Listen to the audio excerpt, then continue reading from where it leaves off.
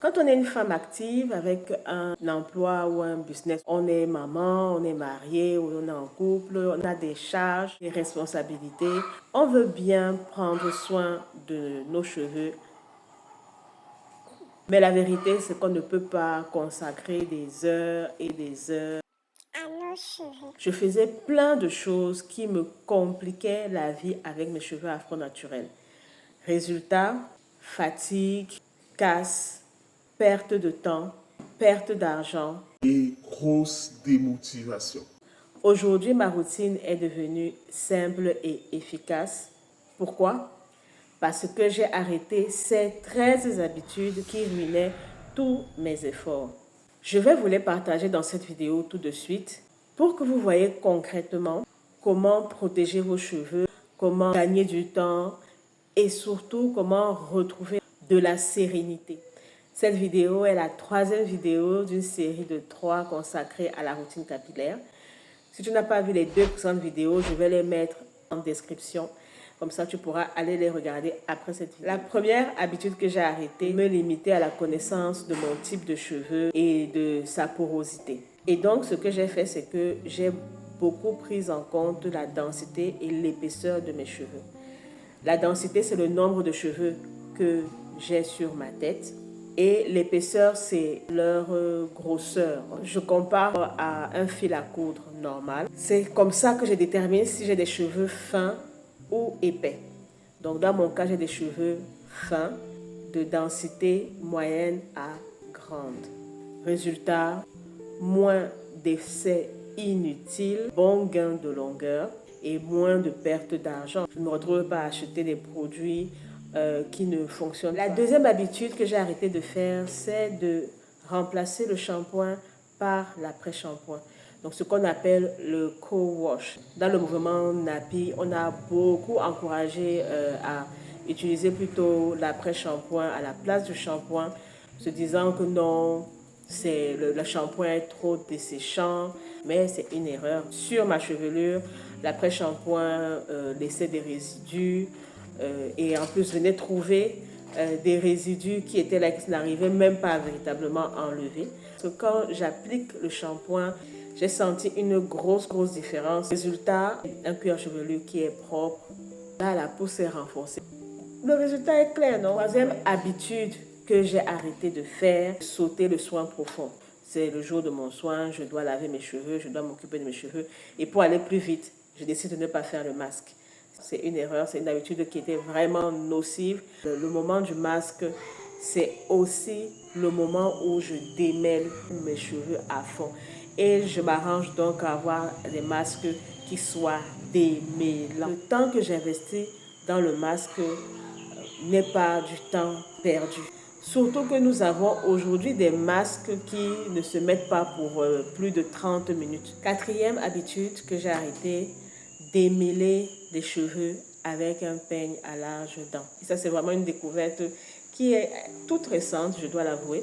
Donc, comment savoir que vous avez de la casse quand, en fait, vous avez les petits cheveux qui tombent au sol. C'est vrai que la casse n'est pas facilement inévitable quand vous faites vos soins. Mais si vous pouvez trouver le moyen de réduire la casse excessive dans vos soins, c'est une très bonne chose. Et moi, je l'ai fait en arrêtant d'utiliser ceci. J'utilise maintenant mes doigts et ceci. Avec cette brosse, j'ai nettement moins de casse. Pour avoir moins de casse, s'assurer que les cheveux sont bien alignés et on commence par les pointes avant de remonter doucement jusqu'à la racine. Résultat, moins de casse excessive, du plaisir, beaucoup de plaisir dans le démêlage. Le produit qui est bien réparti favorise à ce que le cheveu soit bien nourri. Au fur et à mesure des jours de soins, le cheveu devient de moins en moins difficile à démêler. Cinquième habitude que j'ai arrêté de faire pour avoir une routine capillaire simple et efficace, multiplier les soins hydratants. Avant, j'appliquais ce conseil de faire des soins hydratants sur 3 jours de soins et un soin protéiné au 4e jour de soins. Donc aujourd'hui, ce n'est plus le cas. Ayant les cheveux fins, je me retrouve à faire des soins légèrement protéinés et après même à faire des soins bien fortement protéinés. Et le soin hydratant, je peux le faire peut-être après 6 à 8 jours de soin. Résultat, cheveux plus forts, encore moins de casse et surtout ayant les cheveux qui sont bien réparés, qui sont bien nourris. J'ai plus confiance en moi. Le résultat parle de lui-même. Sixième habitude que j'ai arrêté de négliger, les cheveux qui sont ici à l'arrière. C'est facile d'avoir accès ici, d'avoir accès ici. Mais là, c'est pas évident. J'ai constaté, surtout il y a 2 ans, que cette zone-là, le cheveu était plus fourchu, plus sec, plus cassant. Donc là, j'ai dit non. Comment j'ai remédié? En faisant en sorte que quand j'applique, par exemple, le masque, on a les sections ici, je peux commencer là. Je continue là et je reviens ici. Et donc, du coup, je le fais le plus tôt possible dans mes gestes, avant de toucher les autres zones qui sont plus faciles d'accès. Et le résultat est clair. En fait, ça me donne d'avoir des coiffures mieux arrondies, structure de coiffure plus belle. Septième habitude que j'ai arrêté, ne pas avoir des outils qui permettent de faire de bonnes sections. J'ai récemment remarqué que quand j'utilise l'élastique, j'ai plus de casse que lorsque j'utilise les pinces. Bon, les pinces, j'ai découvert ça il y a plus d'1 an. Mais parfois, j'alternais avec des élastiques et je remarquais que j'avais de la casse. Donc aujourd'hui, je ne suis que sur les pinces. Voilà mes pinces que j'utilise. D'accord. Quand j'ai besoin d'avoir des sections, j'utilise mes pinces. Avec ça, je suis beaucoup plus organisée. Je peux vraiment travailler sur une section ayant mis à l'abri les cheveux bien calés là. J'ai vraiment la tranquillité de m'occuper d'une section et je passe à l'autre. Et finalement, je suis un peu plus rapide aussi. Huitième habitude que j'ai arrêté, porter mes cheveux lâchés tous les jours. J'avoue que j'aime beaucoup porter mes cheveux lâchés, mais j'ai dû me rendre à l'évidence. Ayant les cheveux fins et denses, donc ce sont des cheveux qui s'en mêlent facilement, qui font des nœuds facilement. C'est des cheveux qui sont mieux dans des tresses, dans des vanilles, voilà. Donc je ne peux plus me permettre d'aller porter lâché tous les jours. En plus de cela, il faut bien reconnaître que ça demande du temps. Les tresses le soir, ok, pour le boucher. Le lendemain matin, avant de sortir, tu défais les tresses. Tu reviens le soir, tu fais les tresses. Le lendemain, tu défais les tresses. Avec la vie de femme active et responsable que j'ai pas ce temps-là parce que je vais me retrouver à être énervée ou fatiguée et me casser les cheveux. Donc le résultat, mes cheveux sont un peu plus à l'abri de manipulation, sont plus reposés, sont plus tranquilles, prennent de la longueur. Moi-même, je suis plus en confiance. J'arrive à les porter dans des coiffures simples. Neuvième habitude que j'ai arrêté, de mettre systématiquement de l'huile dans les paumes de mes mains quand je veux manipuler mes cheveux. Ça, c'est une astuce que j'ai piquée, je ne sais plus à quel YouTuber. C'est vrai que ça aide aussi quand vous avez du gel dans les cheveux pour essayer de casser le côté un peu dur du gel. Mais là, j'avoue que j'ai arrêté avec cette habitude-là pour ne plus trop mettre du gras dans mes cheveux, que ça alourdit mes cheveux fins. Le résultat, c'est que je peux avoir mes huiles pour plus longtemps que ça. 10e habitude, j'ai arrêté d'utiliser des produits riches en humectants en toute saison. Un humectant, c'est quoi? Un humectant, c'est un ingrédient comme la glycérine, le miel, l'aloe vera, qui attire l'eau qui est dans l'air. Je vis dans une région où le climat est tropical, humide. Comme vous êtes dans un climat tempéré sec, les produits riches en humectants sont vos alliés. Mais quand on est sous un climat humide, les produits riches en humectants, c'est pas trop ça. Et là, actuellement, nous sommes en saison des pluies. Il est en train de pleuvoir un peu et l'humidité a un pic très élevé. Résultat, j'ai des cheveux maîtrisés. Leur coiffage est simplifié. 11e habitude, j'ai arrêté d'acheter des produits sans avoir de plan, sans avoir une liste claire de ce que je veux, sans avoir même de budget. Quand je testais, j'achetais ici à gauche, à droite. Et je me retrouvais avec plein de produits dans ma salle de bain inutiles. Or là, aujourd'hui, comment je réfléchis? Un produit, une fonction. Quand je prends un shampoing, ça doit faire son travail.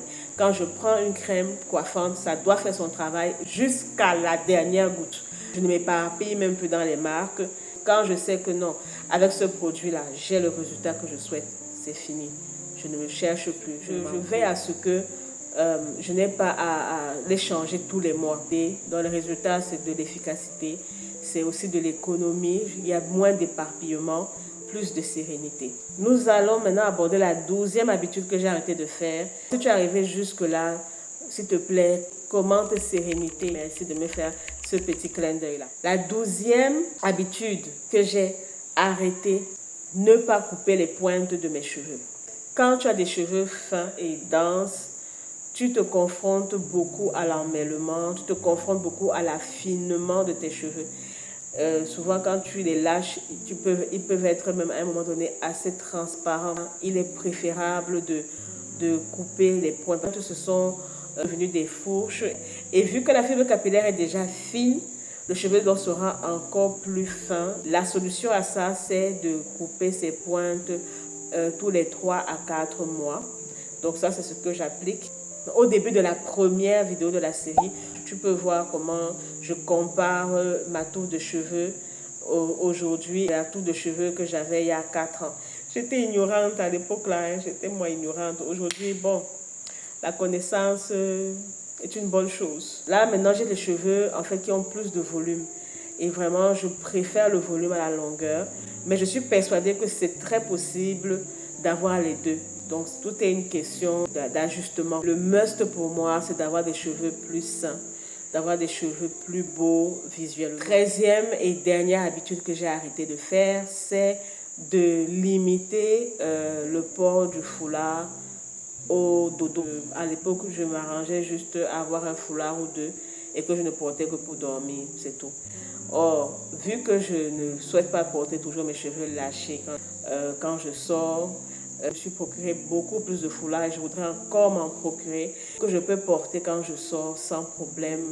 Ou bien je fais par exemple un petit chignon, je mets le foulard pour protéger mes tempes de devant, ce genre de choses. Je l'ai déjà dit dans une vidéo, c'est possible de protéger ses cheveux avec style. Résultat, les cheveux qui sont à l'abri, des coiffures que je peux garder plus longtemps. Et puis, si je ne suis pas prête à les laver, à les traiter, en portant le foulard, je me donne du temps avant de pouvoir le faire. Voilà les 13 habitudes que j'ai arrêté de faire. Dis-moi en commentaire quelle est l'habitude qui te parle le plus, que tu penses essayer d'arrêter pour voir comment ça fonctionne de ton côté. N'oublie pas de liker, de partager cette vidéo. Si tu es nouvelle par ici, abonne-toi pour ne plus rien manquer de mes publications. Retrouve-moi dans cette vidéo pour apprendre encore plus sur le soin de tes cheveux afro-naturels. Retrouvons-nous de l'autre côté. En plus de cela, la pousse est renforcée parce que en plus